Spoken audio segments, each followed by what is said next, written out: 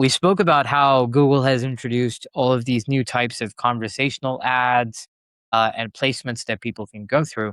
I was curious to know, like, from some of the paid ad conversations that we were having recently. I know Blake, we're working with somebody on that. Has this come up at all? Do you feel like they're paying attention to it, or are they just looking at, okay, let's get optimized for AEO and GEO? That's what I should be concerned about. We're running some paid marketing campaigns for a couple different clients, and so far nobody's really asked for it. I think it's early. There's early alpha. We're keen to try it, and we're like testing it out with some people. But mostly, it's still the basics. It's like you'd be surprised. Like SEO is pretty much a given. There's a lot of people who are interested in AEO, right? So was it answer engine optimization, which is just like Yep. instead of Googling.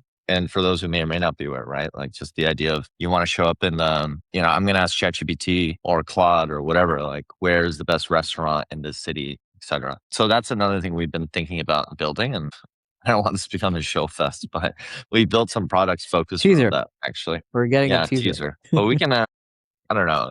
I can share that more later, but if you're ever curious, just hit me up. But yeah, I think the point is like SEO and AI are still very much hot in demand. I think AI ads people are curious about, but it's still pretty early, I think. So I think it'll be a growing market, but even right now, people they still want Meta, frankly. They still want Google, right? And then it just has the most reach. It has the most stuff built on top. It's easier to actually get in front of the customer and convert them immediately. And the algorithm is so damn good. It's hard to beat right now. I think the AI ads will come, but it's kind of, think about it, right? Like you're in your LLM and you're chatting. Like I think the form factor hasn't been figured out yet. So it feels a bit early, but that's also where the opportunity is.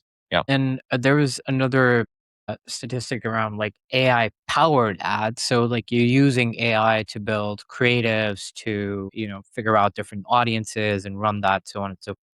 That spending hit 57 billion, which is that is 100%. Like that is on the nose. Cause actually I will say like we're doing that.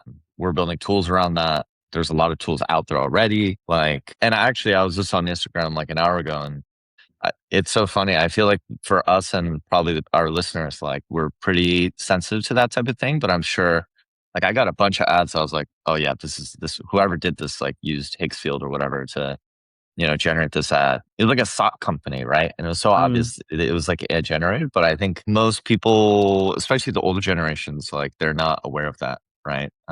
And then AI UGC. I mean, oh my God, don't get me started. Like, Yeah. Yeah. And Google's Performance Max and Meta's Advantage Plus, both of them are, directed in this direction of, okay, now it's become an extreme volume game. It used to be a volume game before as well, especially for people who are really nerdy about it and spending a lot of money on it. But now it's just accelerated to a level where, the kind of results that people are able to get with like how quickly they can do that volume and what kind of results they can drive from it are absolutely insane. I do agree. Vic, Paulina, any thoughts here? I don't know. You guys are awfully silent on this one. I mean, AI ads are early. I know people who've tested them out. They have not proven to work really well so far. And all people care about are, how efficient they can acquire users. And it's not the case yet. So when it will be, I'm sure they will eat up the market.